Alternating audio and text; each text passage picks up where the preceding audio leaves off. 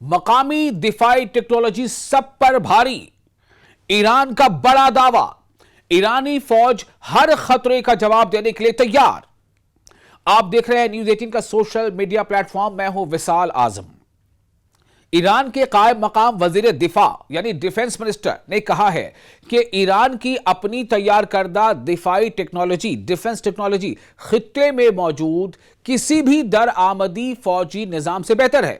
یعنی ایران یہ کہہ رہا ہے کہ پورے ریجن میں کسی کے پاس جو بھی دفاعی ٹیکنالوجی ہے جو اس نے امپورٹ کی ہے اس سے کہیں زیادہ بہتر ڈیفنس ٹیکنالوجی ایران کے پاس ہے۔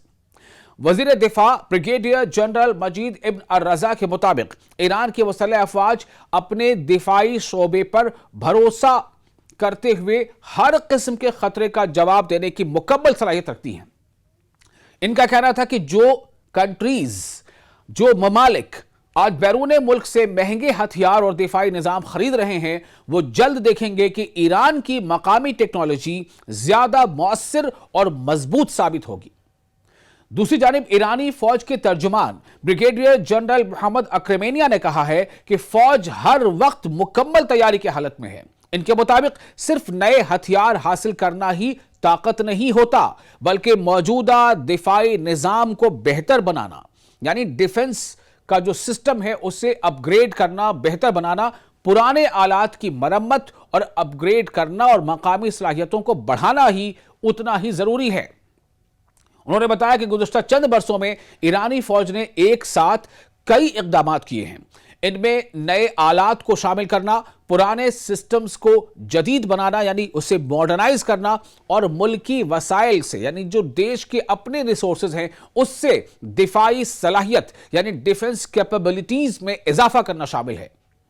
اسپوکس پرسن نے کہا کہ آج کے دور میں جنگی تیاری کا ایک اہم حصہ یہ بھی ہے کہ خراب یا پرانے دفاعی نظام کو دوبارہ قابل استعمال بنایا جائے۔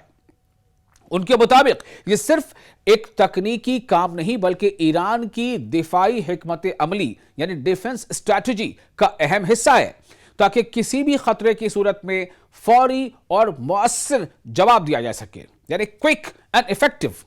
انہوں نے فضائی دفاع کو بھی ایران کی اہم ترجیحات میں شامل قرار دیا ہے۔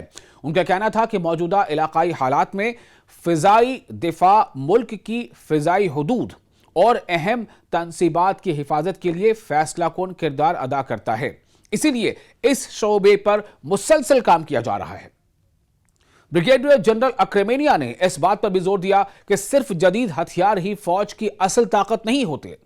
ان کے مطابق فوجیوں کا حوصلہ، نظم و ضبط، ذہنی تیاری اور اپنے مشن سے وابستگی ہی کسی بھی فوج کی حقیقی طاقت کا فیصلہ کرتی ہے۔